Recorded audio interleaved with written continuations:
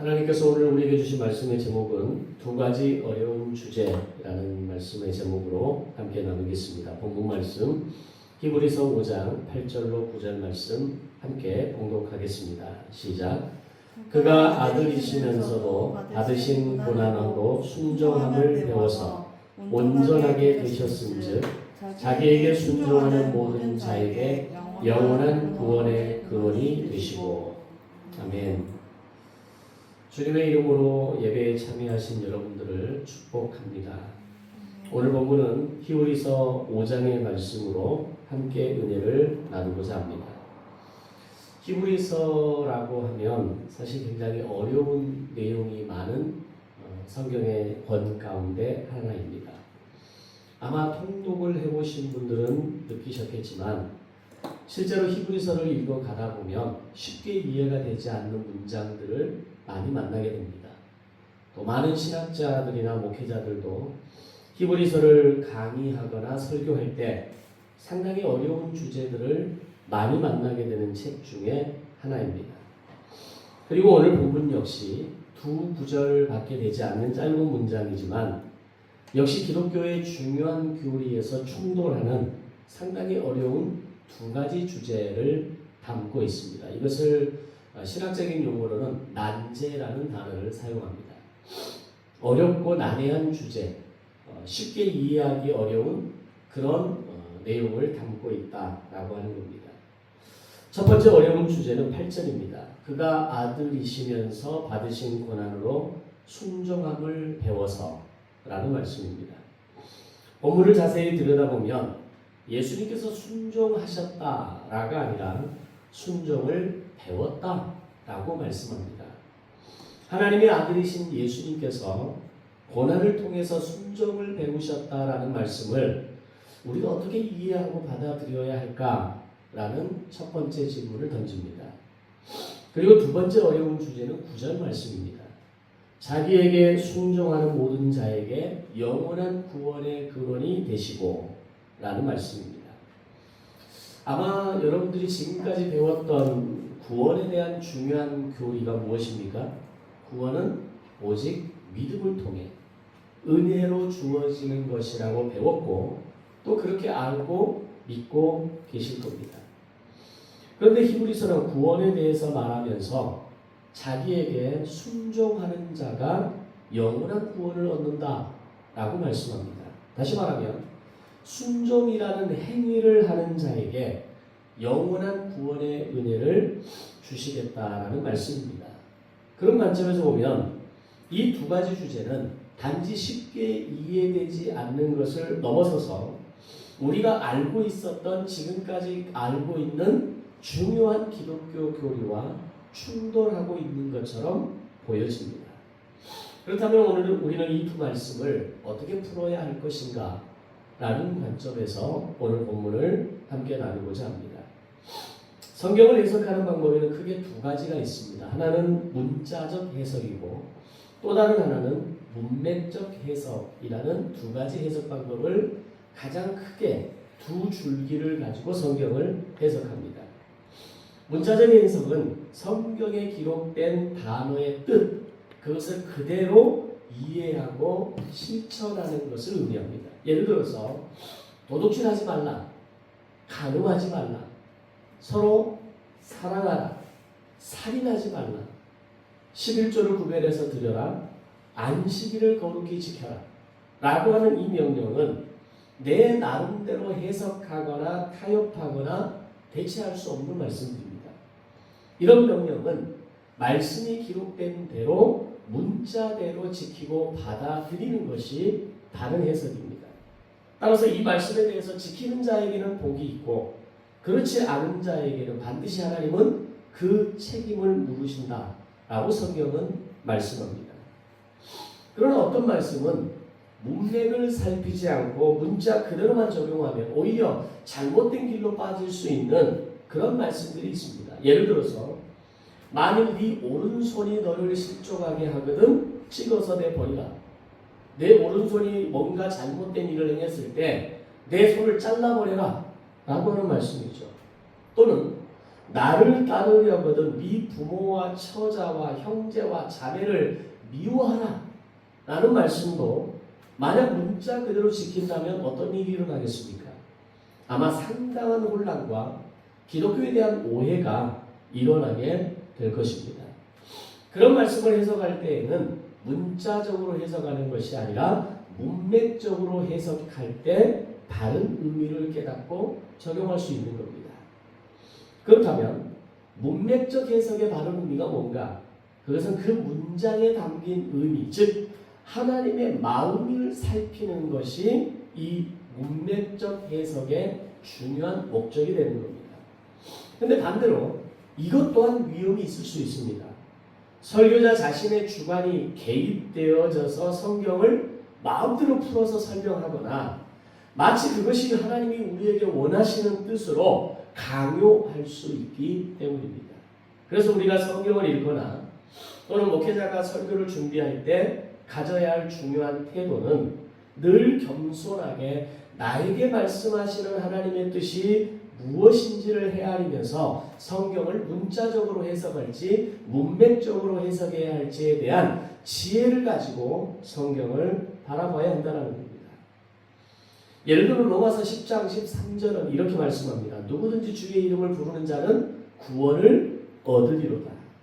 이 말씀을 확대 해석하면 나타날 수 있는 오류가 있습니다.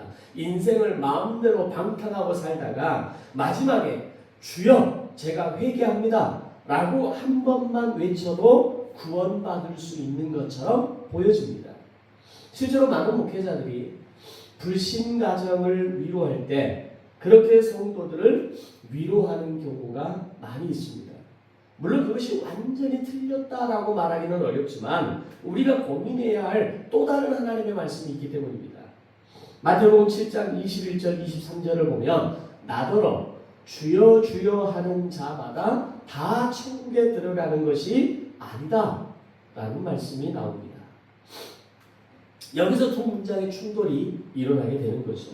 그래서 문자적으로만 이해하고 해석하거나 문맥만 보고 해석한다고 말하면서 주관적인 해석을 하면 바로 거기에서 이단이 나오는 경우가 허다합니다.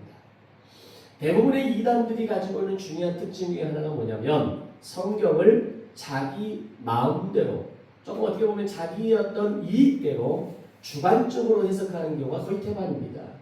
신천지가 그렇고 구원파가 그렇고 또 각자가 가지고 있는 그런 이단 사입이라고 속하는 사람들이 성경을 교묘하게 풀어서 말하는 경우가 많다는 겁니다. 또 하나의 예를 들어보겠습니다. 구약에 보면 형사 취수 제도라는 것이 나옵니다. 이게 뭐냐면 만약 형이 후사가 없이 죽게 되면 동생이 그 형수를 아내로 맞아야 한다라고 하는 게 구약의 율법이었습니다. 당시에는 이 율법은 반드시 지켜야 할 법이었고 동생에게는 선택권이 없었습니다. 그런데 이 말씀을 현재에서 만약에 문자 그대로 적용한다면 어떤 일이 일어날까요? 아마 콩가루 집안이 넘쳐날 것입니다. 그렇다면 그 말씀은 이제는 우리가 버려야 할 말씀이거나 이제는 적용하면 안 되는 말씀인 건가? 그렇지 않습니다. 성경의 일전 일행도 틀린 바가 없고 반드시 지켜야 할 말씀이면서 동시에 성취될 말씀이기 때문입니다. 그렇다면 예를 들면 이런 본문을 이해하고 해석하고 적용하는 것은 어떻게 해야 하느냐라는 겁니다. 바로 그 말씀 안에 담겨있는 하나님의 마음을 알고 그 하나님의 마음을 드러내고 그 하나님의 마음을 지켜낼 수 있어야 한다는 겁니다. 특별히 그 본문에서 말하고자 하는 당시의 어떤 중요한 개념은 뭐냐면 당시 고아와 과부와 같이 홀로 남겨진 여인을 보호하시고자 하는 하나님의 마음이었습니다. 당시 여인이라는 존재는 가장 보호받지 못하는 존재였습니다. 그 중에서 과부와 같이 홀로 된 여인들은 지금까지 있었던 남편과 가정이라는 보호막이 완전히 사라진 상태에서 언제든지 위험한 상황을 만날 수 있는 상태가 바로 그런 여인들이었습니다. 그런 상황에서 그 여인을 지켜낼 수 있는 유일한 사람은 가장 가까운 가족이 아니면 안 되었기 때문에 하나님은 그때의 그 법을 말씀하셨던 겁니다. 그러나 오늘 우리가 그 말씀을 보면서 이해하고 적용해야 되는 것은 문자적으로 그 말씀을 지키는 것이 주장하는 것이 아니라 여인에 대해서, 약한 사람에 대해서, 보호받아야 할 사람에 대해서 하나님이 그들을 얼마나 보호해야 한다라고 보호하기를 원하시는지 그 마음을 이해하고 그 마음을 실천하고 적용하려는 내용으로 이해할 수 있는 겁니다. 또한 구약의 율법에서 여인이 아이를 출산했을 때 부정기간과 정결기간이라는 이름을 통해서 총 40일과 80일의 보호받을 법을 성문법으로 만들어 주십니다. 남자아이를 낳으면 40일, 여자아이를 낳으면 80일의 정결기간을 주신 것은 출산 이후에 가장 약한 몸의 상태를 가진 여인이기에 반드시 그들에게 필요한 시간 40일을 보장해 주라는 겁니다. 이 법 역시 출산의 고통을 경험한 여인을 보호하시는 강력한 법이었습니다. 또한 여자아이를 낳은 아이에게 산모에게 80일의 정결 규례를 주셨다는 것은 여자아이를 낳았다는 것이 더 부정하다는 의미가 아니라 당시에도 존재했던 남자아이에 대한 기대와 인식으로 인해서 홀대받을 수 있었던 산모들에 대해서 육체적, 정신적 보호를 위한 더 강력한 보호법이 80일 정결법이었습니다. 이 모든 법들이 가지고 있는 중요한 의미와 목적이 뭡니까? 바로 여인들과 약한 산모들을 보호하기 위한 하나님의 마음이 거기에 담겨 있었던 겁니다. 이런 본문과 문장들은 문자가 아닌 문맥으로 해석할 때 우리는 말씀을 통해서 하나님의 더 큰 은혜를 발견할 수 있는 겁니다.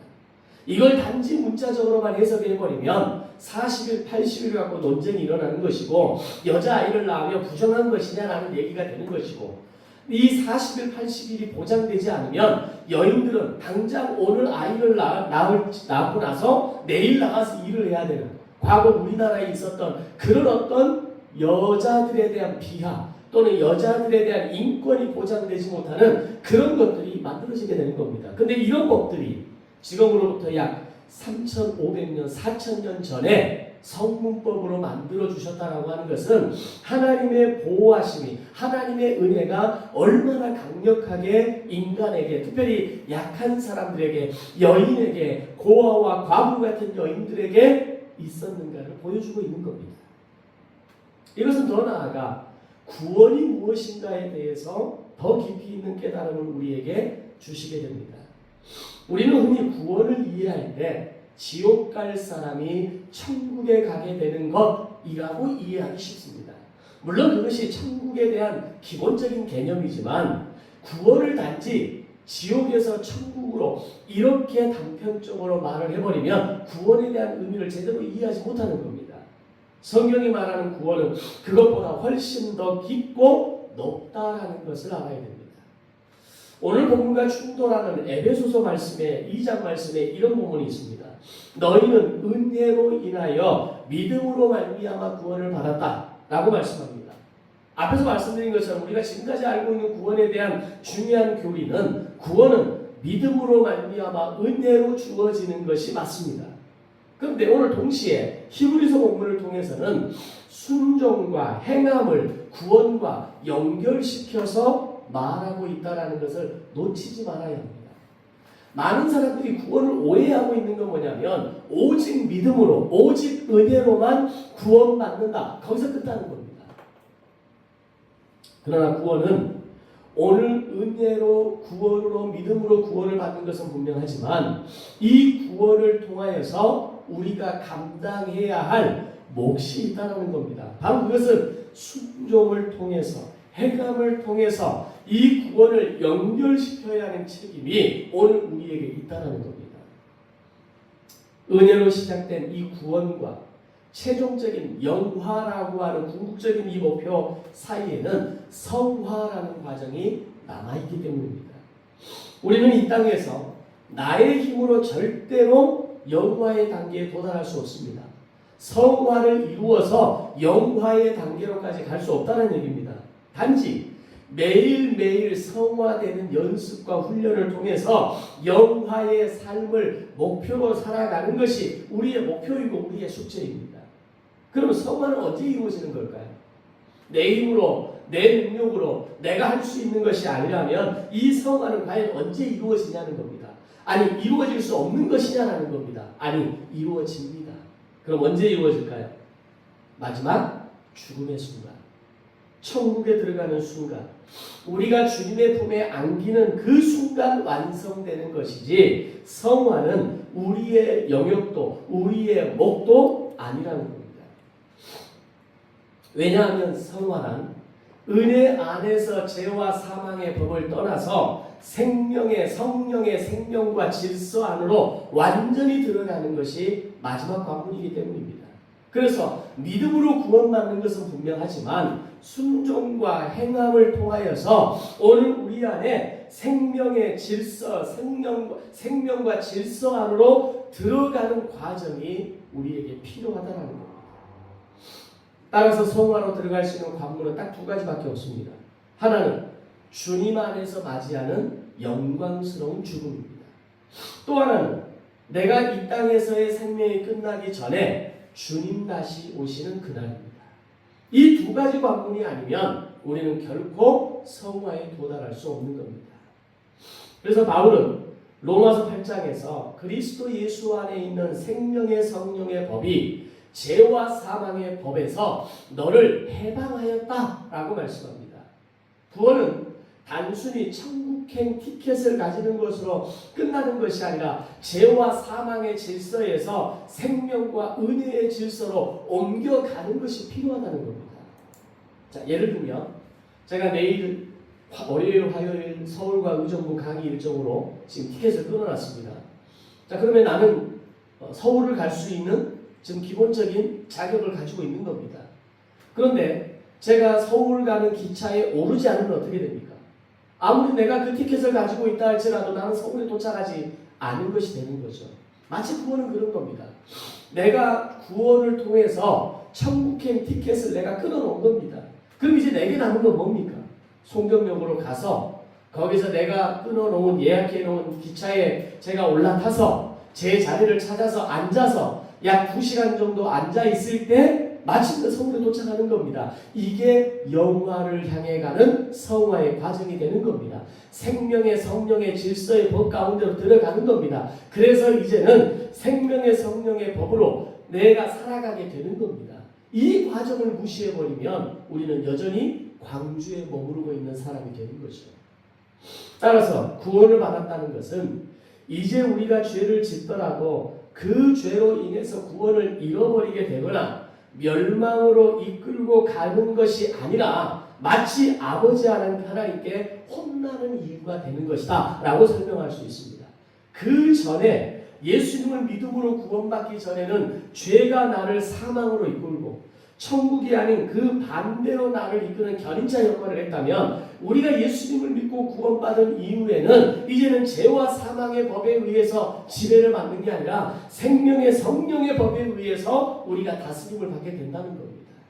따라서 죄를 지었다고 해서 천국 못 가. 죄를 지었다고 해서 이제는 내 삶의 그 죄로 인해서 내 안에 있는 풍성함을 다 잃어버리고 이제는 세상의 죄악으로 살아가는 그런 존재가 되는 게 아니라 하나님이 나를 다스린다는 겁니다. 너 왜 그랬니? 너 그렇게 하면 안 되잖아. 네가 살아야 될 모습은 이런 거잖아. 때로는 우리를 권면하시고 때로는 야단치시고 때로는 혼내시고 때로는 강력하게 징계하시면서 오늘 우리가 믿음으로 살아내고 그 기차에 올라타서 마침내 서울이라는 곳에 도착할 수 있을 때까지 오늘 우리를 생명의 성령의 법으로 다스리게 된다는 겁니다. 이 말의 의미는 어떤 죄로 인해서 이제는 내가 지옥으로 가냐 아니냐라는 것에 대한 걱정과 염려를 하고 살 게 아니라 하나님의 징계와 벌이 나에게 있을 수 있음을 알아야 한다는 겁니다. 내가 구원을 받았다고 해서 날마다 은혜로 사는 게 아닙니다. 날마다 은혜와 용서를 경험하며 사는 게 아닙니다. 죄를 지었다면 그 죄에 대해서 하나님이 나를 혼낼 수도 있겠구나. 하나님이 때로는 나를 야단칠 수도 있겠구나. 하나님이 나를 징계하실 수도 있겠구나 라고 하는 것을 깨달아야 하는 겁니다. 이 깨달음이 있을 때 나의 삶을 성숙하게 만들어갈 수 있고 인생을 경영하며 살아갈 수 있는 지혜를 가지게 되는 겁니다. 마치 우리가 어린아이일 때는 부모에게 혼나지 않기 위해서 공부하고 부모에게 야단맞지 않는 것이 인생의 방향이라면 성숙한 사람이 되고 어른이 되어지고 나이를 먹었다라는 것이 되면 이제 어떻게 바뀝니까? 부모를 어떻게 하면 기쁘게 할 수 있을까? 부모님의 마음을 어떻게 하면 알아들을 수 있을까? 부모님의 마음을 어떻게 하면 만져드릴 수 있을까를 생각하는 변화와 같은 것입니다. 만약에 혼나는 것만 염려하고 걱정한다면 그것은 구원의 초보적인 삶입니다. 그런데 내가 하나님의 자녀로서 이제는 구원받은 자로서 하나님을 기쁘게 하고 하나님의 마음을 알아들이게 한다? 이거는 구원의 중급 이상의 단계를 살아가고 있는 겁니다. 죄를 바라보는 관점이 바뀌는 겁니다. 이전에는 염려와 두려움이었다면 이제는 내 삶을 경영하고 고치고 회복하고 살아가는 겁니다. 따라서 구원받기 이전의 죄는 지옥이라는 형벌이었다면 구원받은 이후의 죄에 대해서는 하나님의 야단과 꾸중이 있을 수 있고 그렇게 야단맞음에도 불구하고 나의 죄와 불순종이 돌이켜지지 않을 때에는 아주 호되게 혼날 수 있다는 것을 우리는 알아야 합니다. 그래서 옛날에 우리 어른들이 믿음 생활을 하면서 그런 얘기 가끔 하죠. 세상에서 정말 두들겨 맞다가 하나님께로 다시 왔습니다. 다시 믿음을 해보겠습니다. 이게 어떻게 보면 굉장히 기본적인 신학에 대한 이해가 잘 돼 있는 표현인 겁니다. 우리는 하나님께 맞을 수 있습니다. 혼날 수 있습니다. 내가 하나님 말씀을 지켜야 될 말씀을 지키지 않을 때 하나님은 혼냅니다. 나에게 책임을 물으십니다. 나의 어떤 삶을 돌이키시기 위해서 때로는 아주 강력한 처방제를 사용하시기도 합니다. 그러나 그것이 죽음은 아닙니다. 그것이 멸망으로 가는 길은 아니라는 겁니다. 마치 우리가 자녀들을 혼내고 야단치고 꾸중하고 그 아이와 진지하게 상담하면서 그를 돌이키고자 하는 것은 이유가 뭡니까? 그와 나의 관계가 부모와 자녀의 관계라는 것이 있기 때문입니다. 바로 그것이 제대로 된 믿음을 가진 성도의 모습과 자세라는 겁니다. 그런 모습이 없기에 예수를 믿는다고 하면서도 자기 마음대로 살아가고 하나님이 명령하신 반드시 지켜야 할 문자적인 명령마저도 외면하면서 자기 마음대로 성경을 해석하고 적용하는 상황이 벌어졌기 때문에 지금 한국교회가 여기까지 추락하고 있는 겁니다. 거기에서 정광훈 같은 사람이 나오는 것이고 소년보 같은 인간들이 나오는 겁니다. 정말 그들이 하나님께 믿음으로 말미암아 구원을 받았다라고 하는 고백과 함께 내가 예수님께 순종함으로 내가 순종의 행함을 통해서 결단을 통해서 구원의 확신을 가진다라는 걸 깨달았다면 어떻게 그들이 검찰을 찾아가서 법원을 찾아가서 다 때려 부시는 이런 명령을 내릴 수가 있는 겁니까? 있을 수가 없습니다. 이제 본문으로 들어가서 말씀을 좀 정리해 보겠습니다. 왜 예수님께서 고난을 통해 순종을 배웠다고 했을까요? 분명 그분은 하나님이심에도 불구하고 순종을 배우셔야 했던 이유가 뭘까요? 예수님은 하나님이시지만 동시에 사람이셨기 때문입니다. 그 자체가 굴욕이고 고난이었습니다. 말구유에 태어나셨고 목수의 아들로 자라셨고 십자가에서 완전히 발가벗기셔서 수치와 부끄러움으로 달리신 분입니다. 십자가 형벌로 당시에 존재했던 모든 형벌 중에 이 십자가 형벌은 가장 잔인한 형벌이었고 최고의 극형에 해당하는 그런 형벌이었습니다. 이 십자가 형벌은 예수님뿐만 아니라 그 이후에 로마의 기독교 박해가 극심해졌을 때 예수님의 제자들을 포함한 수많은 사도들이 십자가 처형으로 사형을 당하게 됩니다. 그때 죽었던 대표적인 제자들이 12명의 제자들 베드로와 또 바울 같은 사도들이 그때 십자가 처형을 받게 됩니다. 한마디로 십자가는 인간으로서 당하기에 가장 무섭고 가장 두려운 고난이었던 겁니다. 그런데 그 고난 속에서 예수님은 끝까지 아버지께 순종하셨습니다. 왜냐하면 우리에게 본을 보이시기 위함이었습니다. 왜 고난을 당하시는 모습을 보이시면서 우리에게 본을 보이려고 하셨을까요? 인간은 고난을 통하지 않고서는 결코 순종을 배울 수 없기 때문입니다. 우리 인생을 한번 가만히 돌아보십시오. 여러분이 아무런 고난 없이 그 인생의 구도자의 삶을 통해서 여러분의 삶의 본질을 깨닫고 여러분의 삶의 목적과 방향을 깨닫고 그렇게 내 삶을 스스로 깨우치고 돌이켜서 오늘 이 자리에 앉아 계신 분이 얼마나 계십니까? 우리는 그렇게 성숙할 수가 없습니다. 고난을 통해서 우리는 순종을 배워가는 겁니다. 유명한 철학자 키에르 케고르는 이렇게 말했습니다. 고난은 위험한 배움이다. 그러나 더 큰 위험은 그 고난 속에서 아무것도 배우지 못하는 것이다. 세상의 철학자들도 이런 얘기를 하고 있습니다. 근데 성경의 중요한 교리 가운데 하나가 뭐냐? 고난은 누구에게나 온다는 겁니다. 그 고난 속에서 순종을 배우지 못하면 더 큰 비극으로 빠지고 마는 겁니다. 고난이 당했을 때 이 고난을 통해 나에게 주시는 레슨을 깨달을 수 있어야 됩니다. 이 고난을 통해서 내가 돌이켜야 할 것이 무엇인가를 알아야 됩니다. 하나님이 나를 때로는 야단치실 때, 나를 때로는 호되게 꾸중하실 때 이 고난을 통해서 나에게 말씀하시는 게 뭔지를 우리는 알아챌 수 있어야 됩니다. 만약에 그 고난을 경험했음에도 불구하고 여전히 배우는 것이 없다면, 여전히 깨닫는 것이 없다면 우리는 순종을 배울 수 없는 겁니다. 더 큰 비극으로 빠져갈 수밖에 없는 겁니다. 자, 그러면 여러분에게 지금 당한 고난은 무엇입니까? 고난 가운데 있음에도 불구하고 아무것도 배우지 못하고 계십니까? 아니면 그 고난을 통해서 여러분은 뭔가를 지금 배우고 깨닫고 계십니까? 만약에 아무것도 배우지 못하고 아무것도 깨닫지 못하고 있다면 그것이 불행한 고난입니다.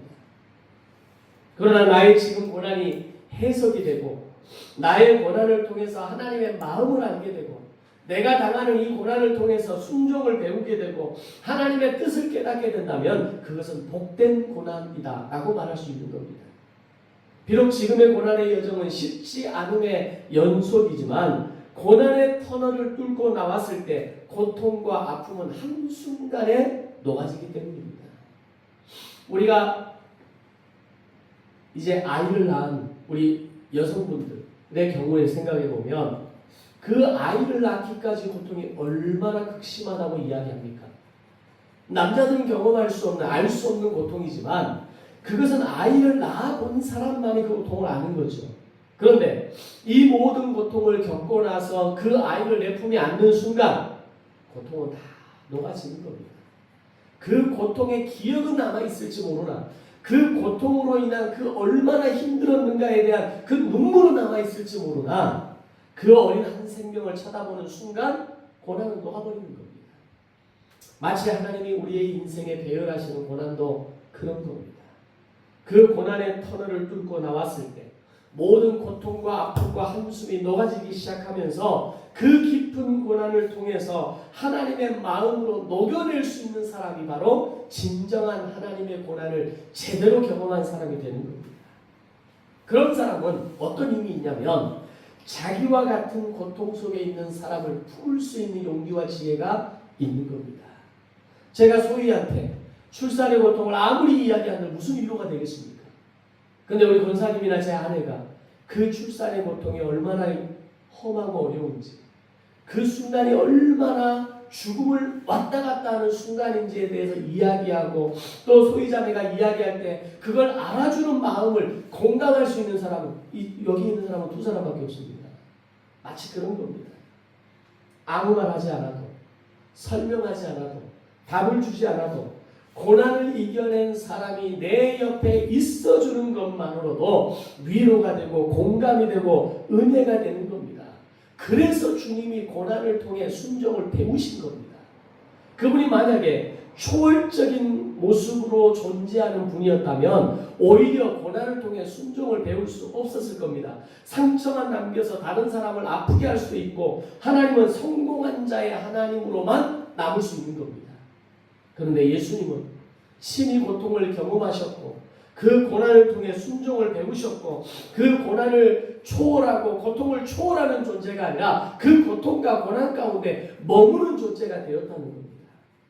예수님이 그렇게 하신 이유는 우리의 고난을 품어주시기 위함이었습니다. 우리를 품으시기 위해 모든 고통을 온전히 담아내셨던 겁니다. 그 고난이 있으셨기에 우리는 예수님의 그 이름만 떠올려도 위로와 은혜가 다가오는 겁니다. 예수님의 그 마음만 알아도 오늘 우리의 인생의 깊은 고난을 경험할 때 그 예수님을 묵상할 때 다시 일어날 수 있는 힘이 올라오게 되는 겁니다. 또한 고난은 우리에게 일타강사와 같은 역할을 하게 됩니다. 하나님이 우리를 버리지 않으셨다는 증거 중에 가장 강력한 증거는 고난이라는 선생을 우리에게 붙이셨다는 것을 통해서 알 수 있습니다. 고난이라는 강사를 통해서 우리를 가르치시기 때문입니다.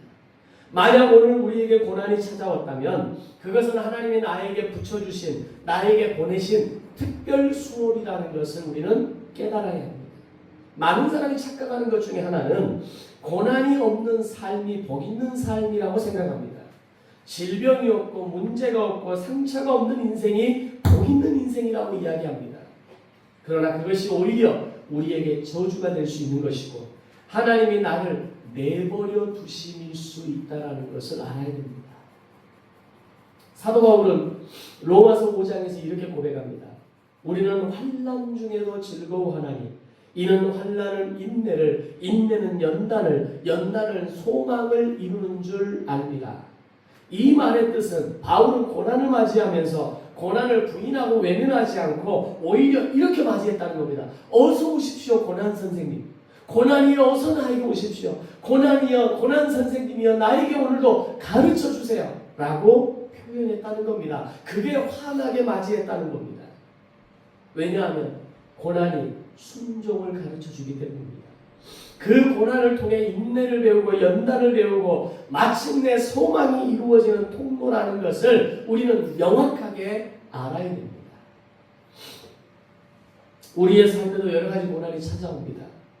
때로는 건강의 고난, 가정의 고난, 물질의 고난, 자녀의 고난, 사람 때문에 겪는 고난, 수많은 제목의 고난들이 우리에게 찾아옵니다. 그 고난이 나에게 찾아올 때 우리는 로마서 5장에 바울의 고백이 필요합니다. 환난 중에도 즐거워하나니 고난 선생이여 어서 오세요. 내가 당신을 통해서 인내를 배우고 연단을 배우고 소망을 이루어 가겠습니다 라고 하는 이 믿음의 강력한 고백이 어떤 고난이 나에게 다가올지라도 우리는 그 고난을 이겨낼 수 있는 은혜와 능력이 임하게 되는 줄로 믿습니다. 아멘. 사랑하는 여러분, 예수님도 고난을 통해 순종을 배우셨다라고 말씀합니다. 그럼 우리는 어떻게 순종을 배울 수 있겠습니까? 마찬가지로 예수님이 그러셨던 것처럼 우리도 오직 고난을 통해서 순종을 배울 수 있는 겁니다. 고난을 거부하지 않고 그 속에서 주님의 뜻을 배우시고 주님이 나를 향한 말씀을 깨닫고 그 말씀으로 인한 결단과 고백이 우리의 입술을 통해서 우리의 삶의 흔적을 통해서 나타날 수 있어야 한다는 겁니다. 고난을 통해 배우면 우리는 상처 입은 치유자가 됩니다. 다른 이를 살리는 사람이 됩니다. 그러나 고난을 통해 아무것도 배우지 못하면 상처 덩어리로 살아가게 되는 겁니다. 당신 때문에 내가 이랬어. 너 때문에 내가 이 모양 이 꼬라지로 사는 거야. 환경 때문에, 사람 때문에, 질병 때문에, 물질의 없음 때문에 내가 이렇게 고단한 삶을 살고 있는 거야. 상처 덩어리로만 남게 되는 겁니다. 상처 덩어리 옆에는 아무도 가지 않습니다. 왜냐하면 그 상처가 다 나에게 전이 되는 걸 알기 때문입니다. 그런데 그 상처를 통해서 상처 입은 치유자가 되면 사람들이 붙기 시작합니다. 사람들이 그를 통해 위로받고 싶어합니다. 그 옆에 있기만 해도 그가 이겨낸 그 위로의 모습, 그 능력의 모습이 나에게 동기부여가 되고 희망이 되고 소망이 되기 때문입니다. 다른 사람을 살리는 사람이 된다는 겁니다. 사랑하는 성도 여러분, 오늘 말씀을 붙잡고 고난을 통해 순종을 배우며 더욱 주님을 닮아가는 여러분이 되시기를 주님의 이름으로 축원합니다. 동시에 상처 입은 치유자가 되어져서 그 옆에 있어주는 것만으로도 힘이 되고 그와 함께 숨을 쉬는 것만으로도 동기부여가 되고 생명의 은혜가 되어지는 통로가 되시기를 주님의 이름으로 축원합니다.